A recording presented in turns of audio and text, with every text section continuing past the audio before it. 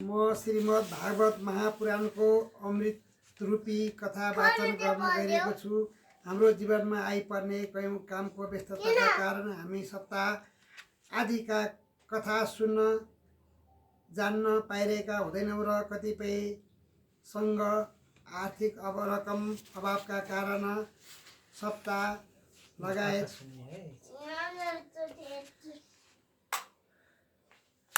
लगाउने र कथा सुन्ने इच्छा भए तापनि सो कार्य गर्न सकिरहेको हुँदैनौँ। सोही अवस्था मध्यनजर गर्दै सबैले कथा सुन्न पाइयोस् भन्ने उद्देश्यले म भागवत महापुराणमा जे जस्तो कथा छ सोही वाचन गरेर हजुरहरूलाई सुनाउन गइरहेको छु। मेरो तर्फबाट सक्दो राम्रो सुनाउने प्रयास गर्नेछु। यदि हजुरहरूलाई सुन्ने इच्छा भए सुन्न सक्नुहुनेछ।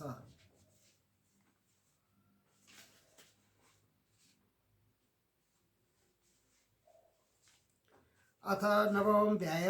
सुत उवाच। संस्कृत भन्नु न।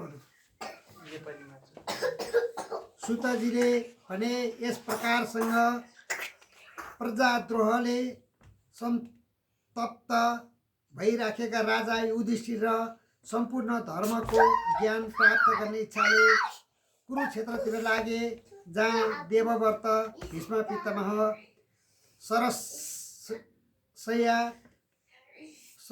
सशय्यामा सुतिराखेका थिए। त्यसबेला सबै भाइहरू राम्रा राम्रा घोडा जोतिएका एवं सुनले सिँगारिएका रथमा सवार भई दाजु युधिष्ठिरको पछि लागे। व्यास, धौम्य आदि ब्राह्मणहरू पनि उनीहरूसँगै थिए।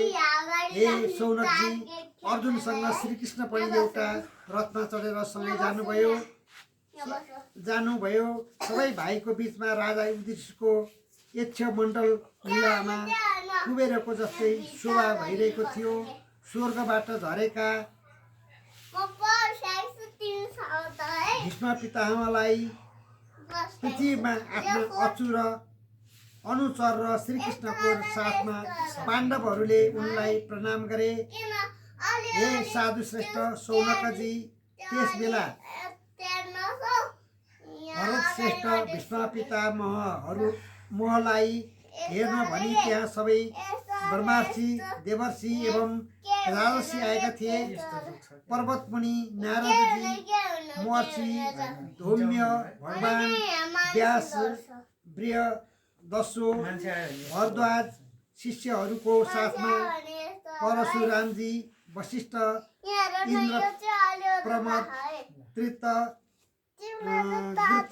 समद, आसिद, कच्छेवान, गौतम, आत्री, विश्वामित्र, सुदर्शन तथा अरू पनि सुखदेव आदि शुद्ध हृदय भएका महात्माहरू एवं शिष्यहरूको साथमा कश्यप, अंगिरा इत्यादि मुनिहरू त्यहाँ आए।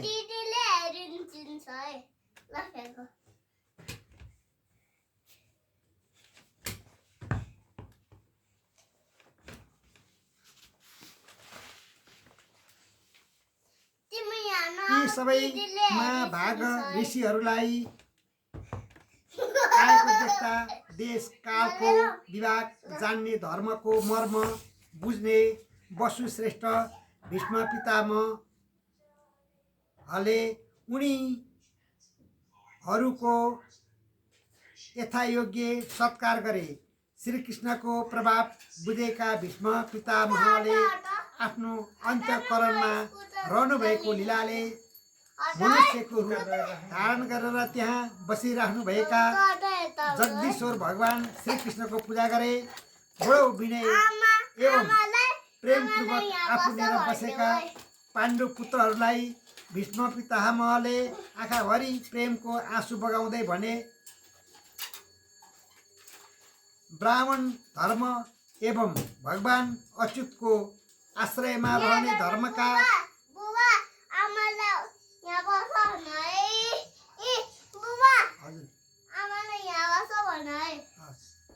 धर्मका छोरा, तिमीहरूले जीवनमा यतिको दुःख भोग्नु बडो कष्ट एवं अन्यायको कुरो हो। महारथी पाण्डुको समयमा तिमीहरू सबै बालकै हुनाले पुत्रवती बुहारी कुन्तीले पनि तिमीहरूको निम्ति बारम्बार अनेक कष्ट भएको हुन्। जसरी बादल वायुको बसमा रहन्छ त्यसै गरी लोकपाल सहितको यो सम्पूर्ण संसार कालरूप भगवानको अधीनमा छ। तिमीहरूको जीवनमा यस्ता अप्रिय घटना हुनु पनि मेरो विचारमा त भगवानकै लीला हो। नत्र जहाँ साक्षात धर्मका छोरा युधिष्ठिर राजा हुन्छन्, जहाँ गदाधारी भीमसेन र अस्त्र विद्याका निपुण अर्जुन उनका सहायक छन्, जहाँ गाण्डीव धनु छ अनि जहाँ श्रीकृष्ण मित्र हुनुहुन्छ, त्यहाँ कुनै किसिमको विपत्तिको सम्भावना नहुनु पर्ने हो। हे राजन, श्री कालरूप यी कालरूप श्रीकृष्णले कुन बेला के गर्न खोजेको हो सो कुरा कसले थाहा पाउन सक्दैन। ठुला ठुला ज्ञानी समेत यो कुरा जान्ने इच्छा गर्दा मोहित हुन्छन्।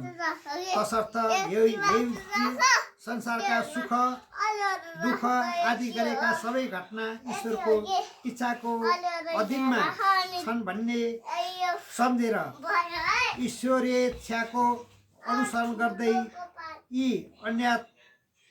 अनाथ प्रजाको पालन गर, किनकि अब तिमी नै प्रजाको स्वामी एवं यिनीहरूको पालन गर्नका समर्थ छौ।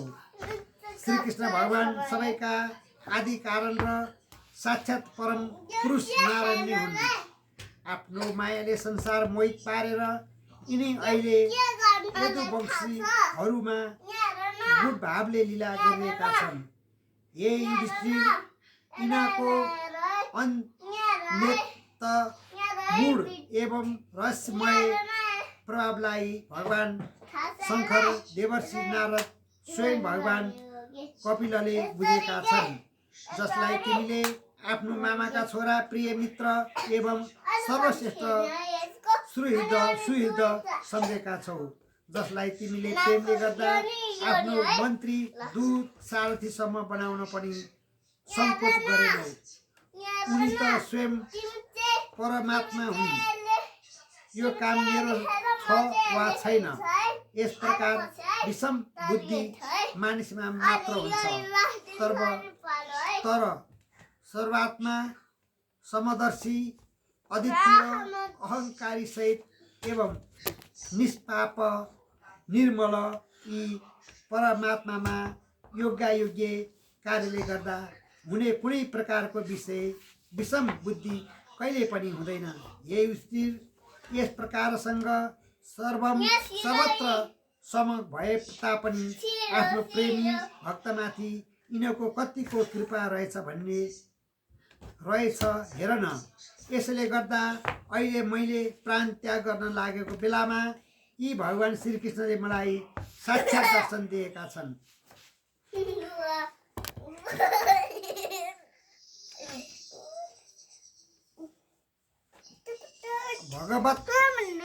भगवत परायण योगी पुरुष भक्ति भावले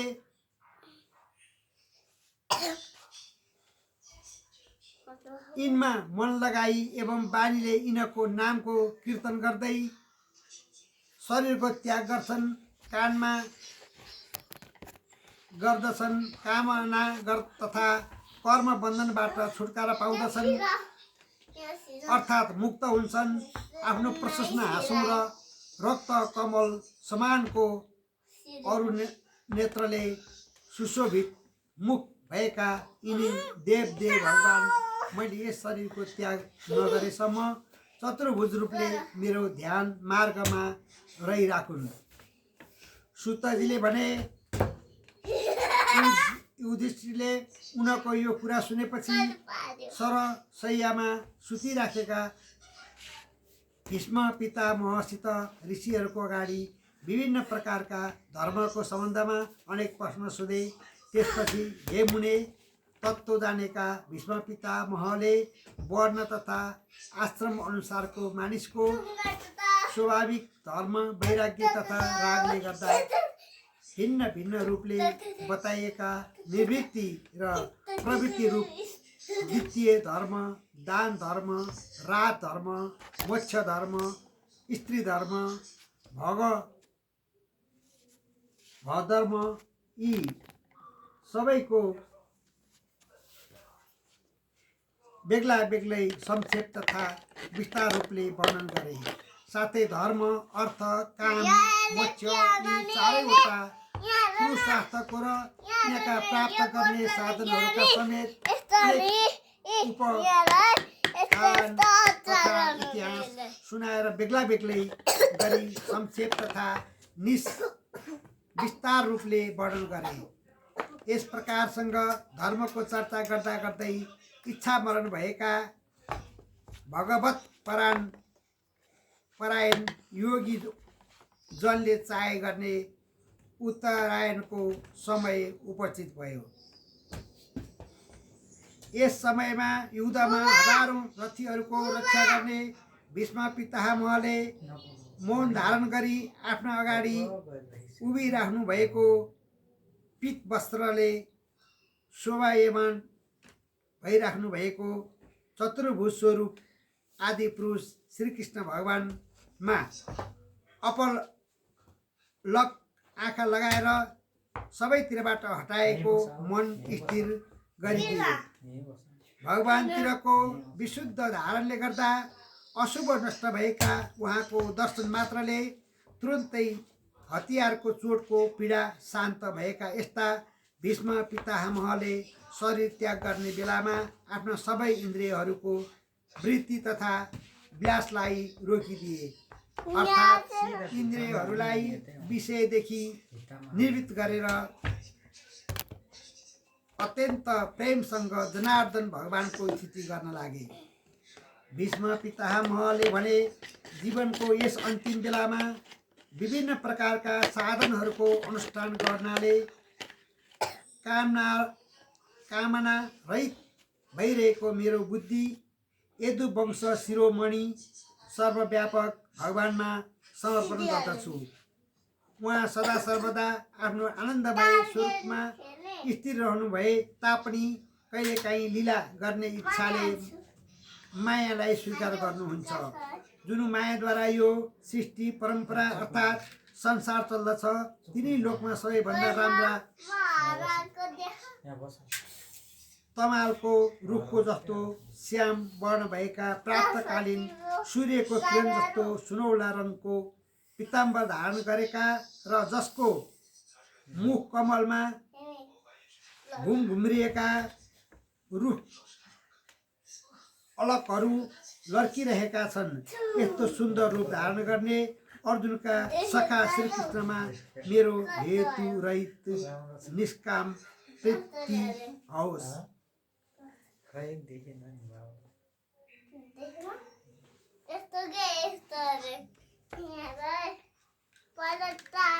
जसको मुख युद्धमा घोडाहरूको खुरको धुलोको खैरो भइरहेको यताउति छरिएका अलकले तथा पसिनाको थोपाले शोभायमान भइरहेको थियो र जसको छाला मेरो तिखा तिखा बाणद्वारा घोचिन लागेको थियो, यता सुन्दर कवच धारण गर्ने श्रीकृष्णमा मेरो मन भ्रमण गरोस्। आफ्ना सखाको वचन सुन्दा तत्कालै पाण्डव र कौरवको सेनाले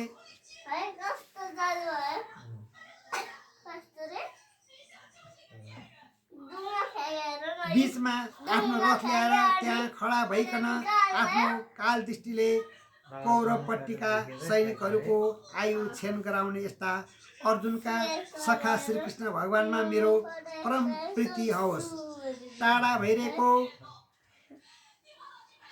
कौरव सेनाको अग्रभागमा मलाई तथा द्रोणादिलाई देख्दा दोष अथवा पाप सम्झेर आफ्ना बन्धुवर्गको वध गर्न विमुख भएका अर्जुनलाई, जसले गीताको रूपमा आत्मविद्याको उपदेश गरी म नै यिनीहरूलाई मार्नेवाला हुँ भन्ने उनको अज्ञान नाश गरिदिनु भएको थियो, उनै परम पुरुष श्रीकृष्णको चरणमा मेरो भक्ति रहिरहोस्।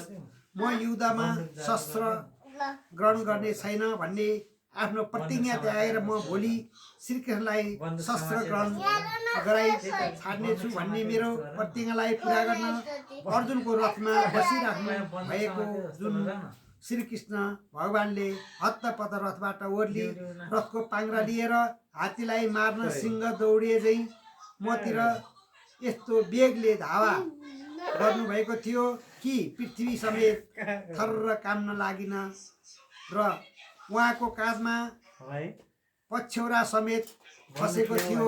यस्ता मुकुन्द भगवान मेरो आधार बन्नुहोस्।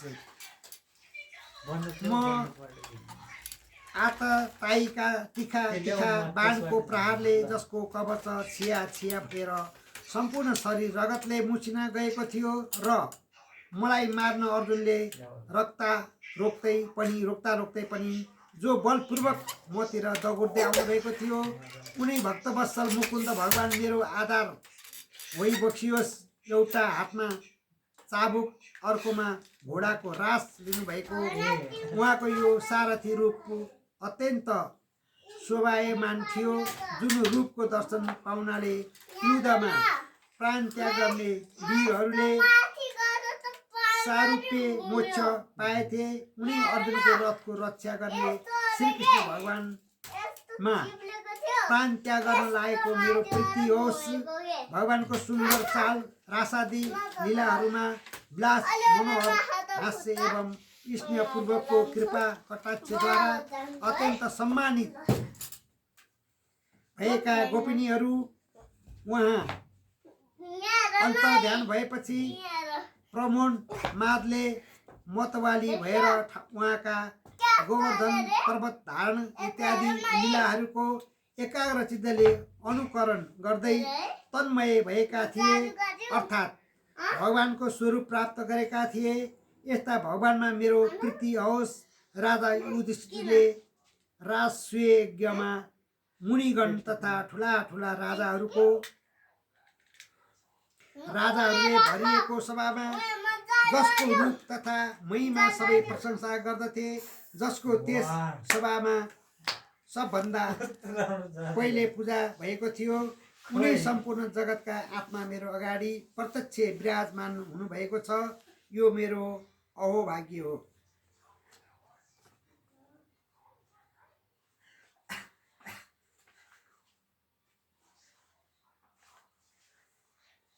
जस्तै सूर्य एउटै भए तापनि भिन्न भिन्न दृष्टिले हेर्दा बेग्ला बेग्लै जस्तो देखिन्छन्, त्यसै गरी अजन्ममा प्रभु पनि आफूले रचेका अनेक शरीरधारीहरूको हृदयमा बेग्ला बेग्लै रूप भए जस्तो देखिनुहुन्छ।